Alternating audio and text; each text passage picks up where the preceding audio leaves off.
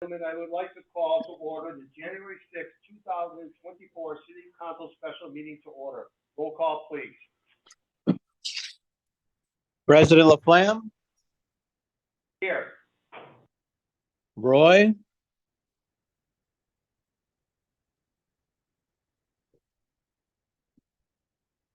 Wagner, Here. Zagorowski,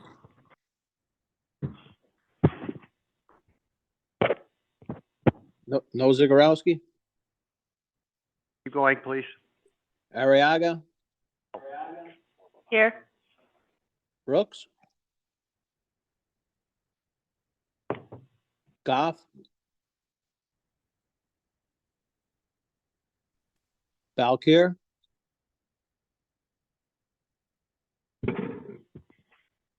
Valkyr,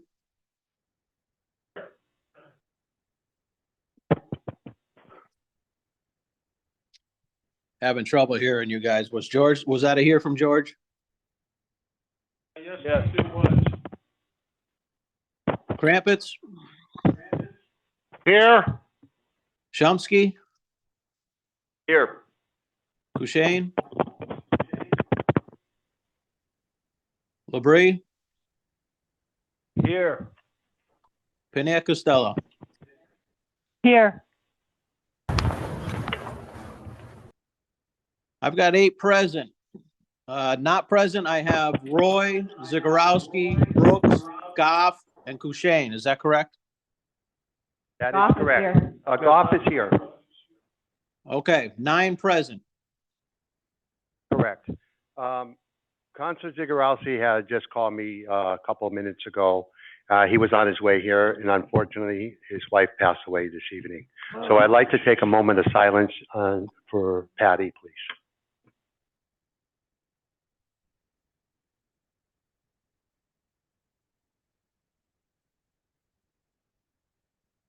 Thank you. And Bob was very emotional about not being here tonight, so I told him don't worry about it. And I did ask him if he would like me to announce, and he said yes, it was fine. So with that said, we're going to move forward. In compliance with the open meeting law, the city of Chicopee is broadcasting live and for future broadcast this meeting on Chicopee TV. Is anyone else in the audience or on Zoom taping this meeting? Please state your name and reason for doing so. John Snow. None on the floor. Smith for Republican. Okay, thank you. Just a Republican. Thank you. Okay, clerk, could you read the special meeting announcement? Sure. Notice of meeting. Notice is hereby given in accordance with Chapter 30A, Section 18-25 of the General Laws. A meeting of the City Council, special meeting, Monday, January 8th. City Council chambers to discuss and take action on amending Rule Number 15 of the City Council, specifically changing the finance, zoning, and resort casinos and gaming committees members from 7 to 5 in compliance with the open meeting law. John View, Mayor. Thank you. I'm going to allow our council to speak on this for a minute regarding the special meeting. Thank you, Mr. President. The order is really pretty straightforward. Councilor Wagner brought to our attention that some of the committees had a membership that would total and equal a quorum of the city council as a whole. And in a situation like that, if the council as a whole is meeting anywhere, or there's any chance of a quorum of the city council showing up to a meeting, it has to be posted if anyone's going to deliberate or participate. As you're all aware, you got an advisory that related to the city of Westfield, a similar incident where a quorum of the city council showed up to a subcommittee meeting. And so the standard has become if there's a potential likelihood of a quorum showing up to a city council, to a subcommittee meeting of the city council, it would be wise, 2 things. One, reduce the number of members on that subcommittee. That's one way to avoid this problem. Otherwise, you have to post a city council meeting in addition to the subcommittee meeting. I know that sounds counterintuitive, but that's how the open meeting law works. Essentially, the other component of this is the practice in the past has been for many counselors to attend these subcommittee meetings. So everyone has to be careful about how they participate about not participating actually in those subcommittee meetings if they're not a member of that subcommittee anymore. So the advisory basically spells out that you can attend the subcommittee meetings, but you can't participate generally. And that's all in order to avoid any kind of open meeting law violation. If there's a chance or likelihood that a quorum of the city council is going to show up to a subcommittee meeting, I recommend that you post a city council meeting as well, because you may have that instance arise as you conduct your business. There may be a likelihood of that at some point, and you may want to post a meeting for the city council just in case councilors want to participate. You don't have to, but it's a coverall. Post the meeting if there's any question, just in case, and then you'll be protected. So, I mean, that's basically the reasoning behind the ordinance change, or rules change, excuse me. Thanks. Thank you. And I too want to thank Councilor Wagner for bringing this to, after the last meeting, to Kevin and I's attention, and we got on it right away because we want to follow all the laws, open meeting laws, and so I want to thank you. So I'm going to open up to the floor to make either a motion or to discuss it. We need a motion first, so if someone wants to make, Councilor Wagner. Make a motion that the 3 subcommittees listed in the agenda be reduced from 7 members to 5 members. Motion made in second that the subcommittee meetings of 7 to be reduced to 5 in the Finance, Zoning, and Resort, Casino, and Gambling Committee. Correct? Right.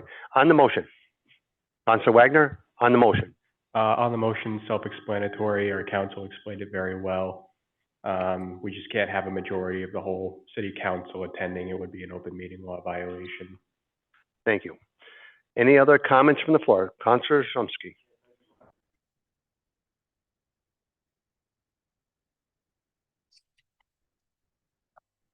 Thank you.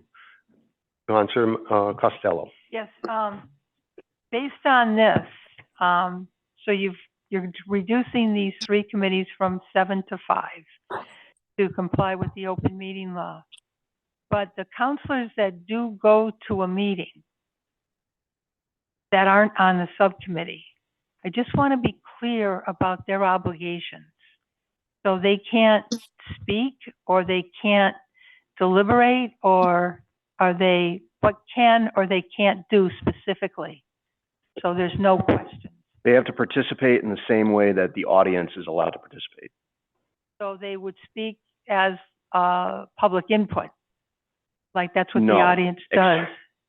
Well, except in the case, public input is different than a hearing before the subcommittee. So public input in the past was not allowed at subcommittee meetings, but now I guess they are. Yeah. Generally, I advise any city councilor not to go to public input and express an opinion about what's before the subcommittee, because you'd violate the open meeting law. Okay, so there's no opinion expressed. Correct. Can you ask a question? The problem with asking a question is you've led the rest of the city council quorum to deduce what your position on a certain measure is, and that's considered a deliberation. So it would violate the open meeting law. So your participation verbally is minimal? It's not at all. Not at all. Okay, and that's only for subcommittees. Okay. Anytime that there's a potential likelihood of a quorum of the city council, not just subcommittees, in any circumstance, if it's not a posted meeting, you shouldn't deliberate. And questions, any kind of oral input, or even written communication would be considered a violation. Even in writing? Yes. Yeah. Can we get the obligations of city council members not on a subcommittee in writing, that this is specifically what we can and can't do, so that we can assure the city that there would not be a violation of the open meeting law? Well, I think it's left to each individual counselor to use their discretion and not violate the open meeting law by communicating to the subcommittee at the time of their meeting anything about the measure that's currently before them. I can't tell you to not go or attend subcommittee meetings, although I believe that even being there, it's kind of inconsistent with the advisory. I think even being there, you're hearing subcommittee members deliberate. So I don't know how the AG would reconcile that fact, but they seem to have reconciled it by saying you can attend and exercise your First Amendment right to attend a public meeting, but you can't participate in the meeting because you would violate the open meeting law because the city council didn't post a meeting. We can't commit it to writing generally because, I mean, there'd be too many scenarios in which we'd have to address by specific step-by-step instructions. Okay, because I just want to make sure that we're aware of what the suggested guidelines are. So that, I would this suggest, is new to us, Attorney Corrigan. This is new. I would suggest consulting the advisory. It spells out very clearly what the dilemma is, and I think you can deduce from their conclusions about that scenario and apply it over the same facts and reach your own conclusions about how to participate in this, not participate in a subcommittee meeting. Okay, thank you. Councilor Wagner. Yeah, and there is another component to this as well, in that the chairs of these meetings, as our rules state, that no one can address the board without permission of the chair. It's incumbent upon the chairs of the committees and the subcommittees to, you know, if these people are coming, you have to say, okay, well, I see Councilor Balak here, or I see Councilor Laflamme out in the audience. I can't call on them, because that would then be a violation of the open meeting law. Councilor Krampitz. Yeah, I was just kind of follow up on what Councilor Costello had said. So in other words, we can essentially attend, but don't, even if you don't acknowledge you're a city councilor, don't speak at public input, even if it's just not specifically to recommend to the subcommittee, but even if you just had a question in general, to avoid any kind of discussion with that subcommittee. So basically you can sit in the audience and listen and kind of deduce on your own from discussion going on there, but don't submit communications or verbalize anything. Just sit in the audience and be quiet. Yes. Sit where the audience sits, essentially. Any public input or any question, if you're recognized at all, it has to be at a posted city council meeting. And if it's a subcommittee meeting, presumably you didn't post for a city council meeting, so you had to be in the audience, and that's it. Okay. And I guess the flip side of it is I was going to say, well, we could post basically with every subcommittee meeting, city council meeting, and if there's a quorum for the council, then that would be kind of covered by, or would it actually have to be a distinct, separate meeting? No, you could post for a city council meeting. Okay, if you thought that a bunch of other councilors might show up, but I actually recommend, if you think that there's a likelihood of that, then I recommend posting a meeting just in case someone forgets themselves or gets passionate or, you know, must speak at it, then you're best covered by posting a meeting. Because that might be something we want to consider in addition to what we're here tonight about the reducing the three committees. That falls in because I can see it now that one of us is going to be sitting in the audience. We're going to have constituents, and they're going to be like, "Well, why didn't you go up and speak?" Right. You know, we're gonna, and I mean, well, because you're a city councilor, right, and you're going to have your All opportunity. right, let's not go back and forth, one at a time. yeah, I understand that, you know, but when you're dealing with your constituents, sometimes saying, "Well, I can't speak because of open meeting law," sometimes so that might be something we may want to consider in the future for when we post a subcommittee meeting, packing on a city council meeting notice just in case folks show up and want to participate. So I'm just kind of throwing that out there for discussion at another time, but Yep. I think we're here tonight about the three committees, so thank you. We are. We're going to be learning this a little bit more and more, and ideas will come in, and then we can work on those, because you might be, you know, thinking one way, and like it was just mentioned, you could work with the committee chair and say, I'm going to go to, and I know three of us may want to go to, you may want to have as a whole, but it's basically what we have to do. Councilor Labrie was next. I'm sorry. Oh, Councilor Costello, you'll be next. Oh, After okay. Labrie. Through the chair to our attorney. So let's say we post the meeting for the council. Do we have to have one now? Because people think there's going to be a council meeting. Do we have to open it up and then close it? That's a good question. I believe that you have to convene the meeting. So, yeah. We have a little time. When in doubt, just. But keep in mind, the whole idea of a subcommittee is to get it down to a full committee. And I get the idea, but I usually go to most of them, but for now, I'm not going to be going to them. I'll wait to hear, the results of all this. Councilor Costello. Thanks, President Laflamme. This is a major change in how we've been conducting our business. So I'm happy that we're having this public discussion, not only in reducing 3 committees from 7 members to 4, but also to the effect that this could be a violation of open meeting laws if the councilors speak at a subcommittee. And I appreciate Attorney Corridon bringing this to our attention, because this is a major change, and it gets a little bit confusing. Where do we go from here? Do we speak? Do we not speak? Should we not attend? And I agree with Councilor Crumpets. The constituents are at a meeting and we can't speak.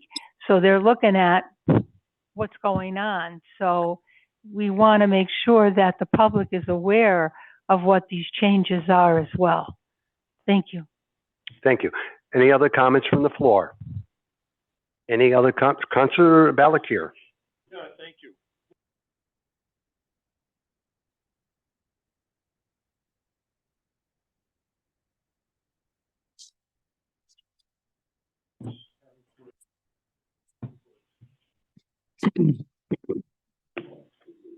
Word chair.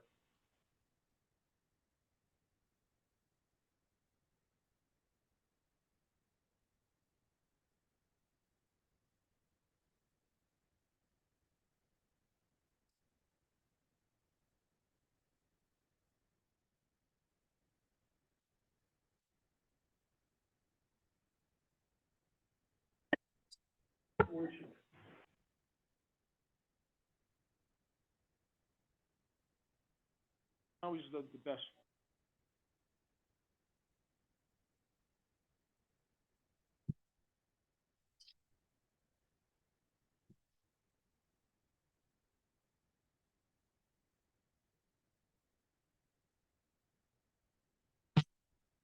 Thank you. Councilor Chomsky.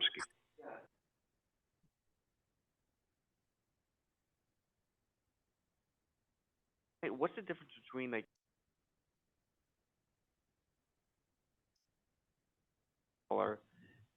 cover like all of our bases? If say us 6 want to show up to a meeting, wouldn't it just be easier to post it as a council meeting just because you're going to be able to discuss it? I don't want to take any liberties, but I think the purpose of a subcommittee is so that the council as a whole doesn't have to meet, and the subcommittee can address the matter and educate the rest of the council. I'm just speculating, but I don't want to speak for the. Yeah, but if we're not able to speak and try and get answers or try and like represent our constituents. I'm sorry.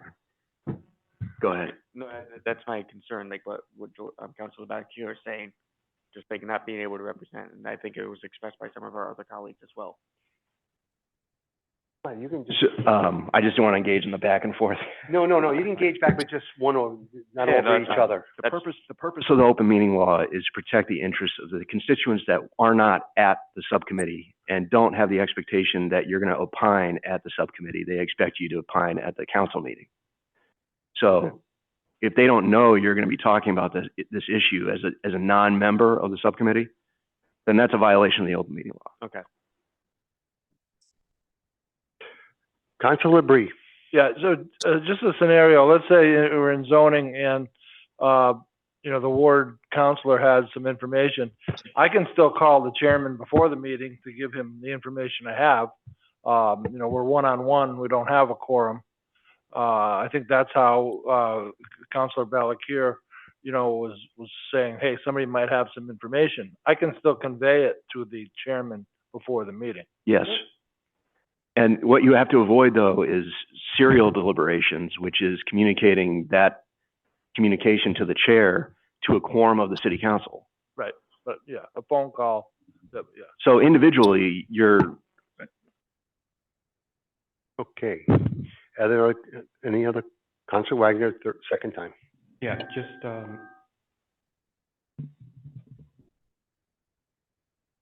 so, all right, can I borrow that? There must be the mic.